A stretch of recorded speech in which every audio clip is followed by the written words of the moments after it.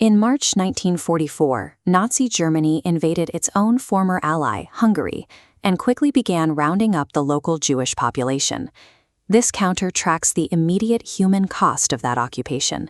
Over the course of just a few months, more than 400,000 Hungarian Jews were deported, most of them sent directly to Auschwitz.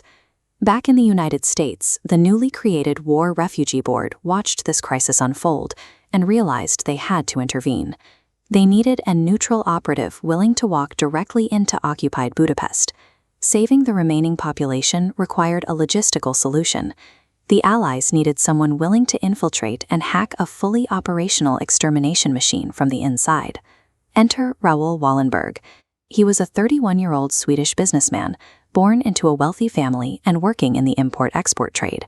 He had absolutely no diplomatic experience. When he accepted the assignment and arrived in Budapest in July 1944, his initial mandate was tiny: protect a list of just 650 people who had connections to Sweden. Sending a single, inexperienced businessman armed with nothing but paper to stop a heavily armed regime sounds absurd, but that piece of paper was his weapon. Wallenberg's primary tool was the Schutzpass. This was a document that granted the holder official status as a Swedish citizen, placing them under the protection of a neutral country. He designed the physical document specifically to intimidate and confuse low-level guards, using bright yellow paper and dual-language text. The official Swedish seal and his signature at the bottom turned this sheet of paper into a legally binding shield against deportation. Wallenberg immediately ignored his limit of 650. He printed 1,000 copies, then 4,500, and eventually tens of thousands of them, handing them out to anyone he could reach. He realized the Nazis were entirely obsessed with order. He could save lives by using their own strict bureaucratic rules against them. But the situation rapidly deteriorated. When the violent, fascist Arrow Cross organization seized power, executions moved to the streets, making passports alone insufficient. This map outlines Phase 2 of his operation. Wallenberg used foreign funds to rent 32 separate buildings across Budapest. He legally declared them official Swedish territory, filling them with hospitals, soup kitchens, and nurseries to shelter thousands. Phase 3 forced him out from behind his desk. As the remaining Jewish population was forced onto death marches toward the Austrian border, Wallenberg escalated to direct physical confrontation. He enlisted young Jewish men to pose as fascist guards and trailed the columns in cars, handing out food and clothing.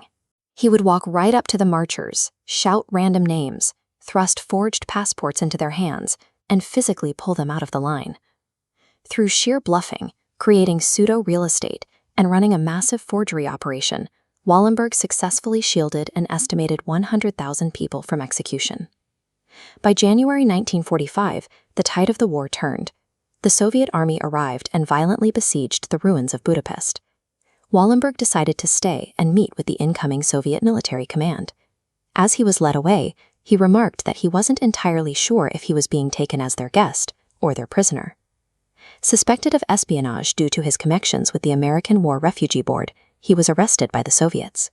He was absorbed into the Gulag system and never seen alive again. The man who outsmarted the fascist death machine to save 100,000 lives was vanished by the forces arriving to liberate the city. For decades, his actions went largely unrecognized. Eventually, public campaigns revived his story, leading President Ronald Reagan to name him an honorary U.S. citizen in 1981. Wallenberg was a wealthy, privileged Swedish Lutheran. He had almost nothing in common with the marginalized Hungarian population he risked his life to protect. But he proved that even the cold, rigid machinery of bureaucracy, when hijacked by a single individual with extraordinary moral courage, can become the ultimate tool for human survival.